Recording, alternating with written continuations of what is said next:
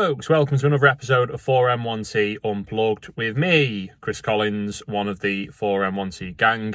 And today the subject is, can West Ham United break into the top four after a very impressive start to the season in which they pretty much ran away with it against Newcastle in the first game of the season and then battered Leicester, albeit maybe thanks to a red card, but battered Leicester nonetheless. They find themselves pretty much top of the table and flying high as it stands, which, you know, leads on from how good they were at the back end of last season, particularly the back end of last season. But it kind of came unstuck at the end when it looked like they could. It looked like they could get top four. And the question is, can they get top four this season? And my answer is this. No, I don't think they can. And there's no caveats in this, as opposed to last week when I was going on about whether Man United could win the title. I said yes, but there's a couple of caveats in that. There are no caveats in this for me, and this is why. A few reasons. Firstly, Jesse Lingard. As far as we know, as far as it stands, today is the 25th of August. There is still just under a week in the transfer market, but Jesse Lingard is still a Manchester United player, and he doesn't look like he's going back on loan to West Ham. Whether that's going to change or not, I don't know. But if it doesn't, that is a huge, huge blow for West Ham United. He was pretty much the catalyst for them last season. As soon as he went over there in the January window, he just hit the ground running straight away. And my God, how good West Ham looked with him. And so unexpected as well. It was pretty much a feel-good story of the season. You know, Jesse Lingard was the forgotten man who was becoming the forgotten man at Man United, and went over there, pretty much rebooted his career and supercharged West Ham's push at the time for a Champions League place, even though they fell short in the end, just fell short. And it is a big blow that he's not gone back to them in this transfer window. I'd be sad to see him as a United fan. I'd be sad to see him go back to West Ham. I think he's got a role to play at Man United, but it depends on the player himself. He seemed like he'd potentially be keen to go back to West Ham at the end of the season, but there's been nothing on it ever since, and I don't think West Ham have the coffers to purchase him full time. I think they try and go for another loan again, and I don't think we go for that. I've heard rumours that West Ham have only got a transfer budget as it stands without selling players of 40 to 45 million. That's certainly not going to be enough, I don't think, to prize Lingard away from what I'm hearing out of Ollie and Old Trafford. So that's the first reason. And it pretty much links in with what the second and final reason is, which is they just don't have the strength in depth that other teams do. So if you look at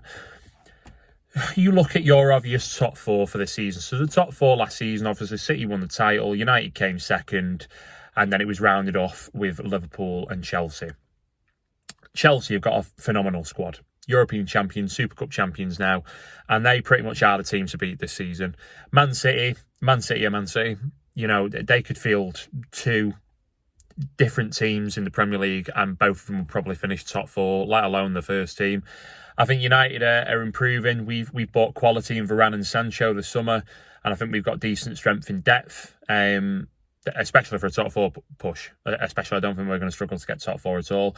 And then you've got Liverpool, who've got an excellent start in 11. There's always been questions about, you know, the strength and depth with Liverpool, but they've had a couple of injuries already this season, and other players have stepped in and done a role, particularly the left back, whose name I'm not even going to try and pronounce because I'm going to butcher it.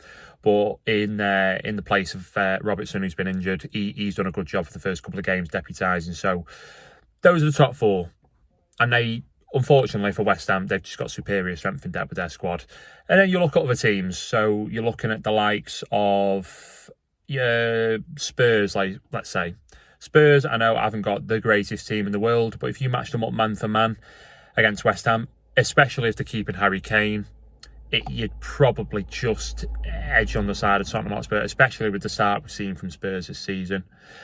And then you've got other teams as well in and around the mix. So West Ham, obviously, I know, finished in the European places last season, but they have lost Lingard. He was a big player for them. And there's going to be other teams that are pushing in and around as well. Whether they've got stronger squads than West Ham, I don't know. Teams you're probably looking at to push on for European football this season are the likes of, not Arsenal. All jokes aside, probably the likes of Leeds. I think Leeds will try and push on this season. They had a phenomenal first season back in the Premier League last season, as much as I hate to say it, because I hate Leeds United. I think they're going to have another good season this season. All jokes aside about the first game of the season as well, where they got absolutely battered by United at Old Trafford. Sorry, not sorry. And then there's another couple of teams up there as well. I think, teams who were pretenders last season, like the likes of Everton, who fell away. Obviously, Arsenal, I've mentioned them. I don't think they're going to have any business in the top 10 at all when it comes to the season, at all.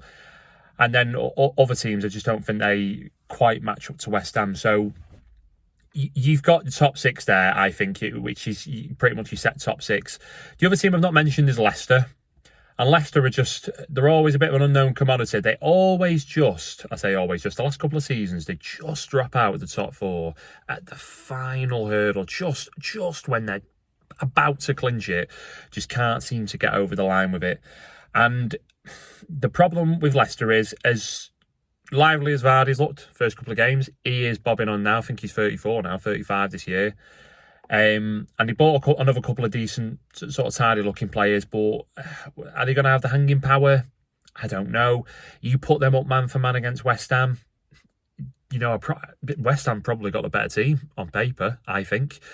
Not just when you compare the first team 11s, but when you compare, benches as well.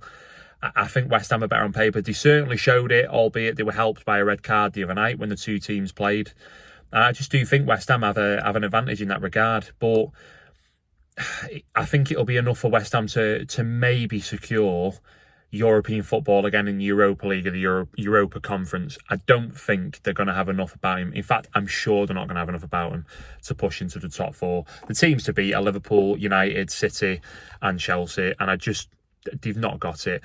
Unless they go and spend, millions in the January transfer window, it's just not going to happen.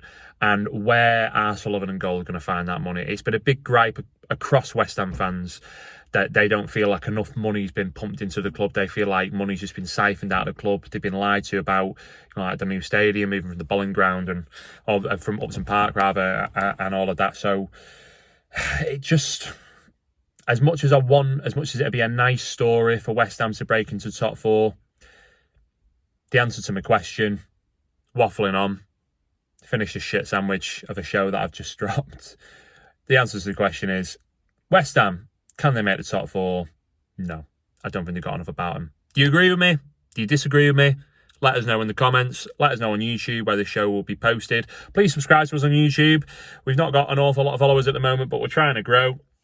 And we're dropping more content this season just to keep all of you entertained, basically. So if you like this, drop us a follow. Just subscribe to us on YouTube. You can find us by putting in 4M1T. Just put 4M1T into the search bar and you will find us. Or follow us on social media. In fact, don't and follow us on social media at We Are 4M1T. We're class, especially on Twitter. We're very funny. Trust me.